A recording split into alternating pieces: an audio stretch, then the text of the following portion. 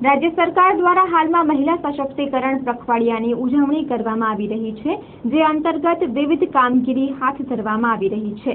ત્યારે આ કામગીરી અંતર્ગત આજે ભુજ શહેરના 8 જેટલા ઝૂંપડપટ્ટી વિસ્તારોમાં મહિલાઓ માટેના મેડિકલ કેમ્પનું આયોજન કરવામાં આવેલ હતું, જેનો મોટી સંખ્યામાં મહિલાઓએ લાભ લીધો હતો।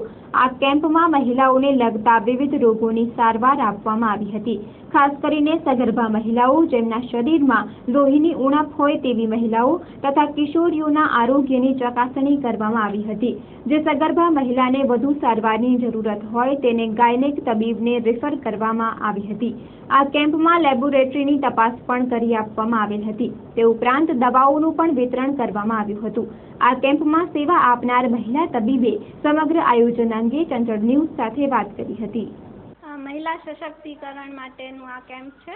એના માટે મહિલાઓ સગર્ભા છે, કિશોરી છે, લોહી જેમાં ઓછું હોય કે પછી નબળી હોય, એનિમિયા હોય, એ લોકોની તપાસ માટે આ કેમ્પ છે।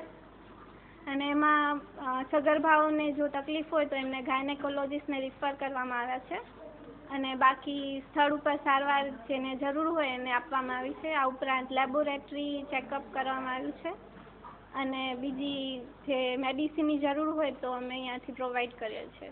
આ મહિલા સશક્તિકરણ માટે ગુજરાત સરકારનું આ પ્લાન છે। એના માટે શહેરના બધા વિસ્તારોમાં, અલગ અલગ વિસ્તારોમાં કેમ્પનું આયોજન છે।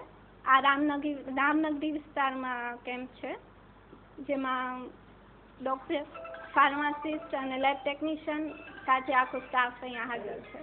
અત્યારે 30 જેટલા દર્દીઓ આવી ગયા છે અને હજી કેમ્પ 2 વાગ્યા સુધી ચાલુ છે।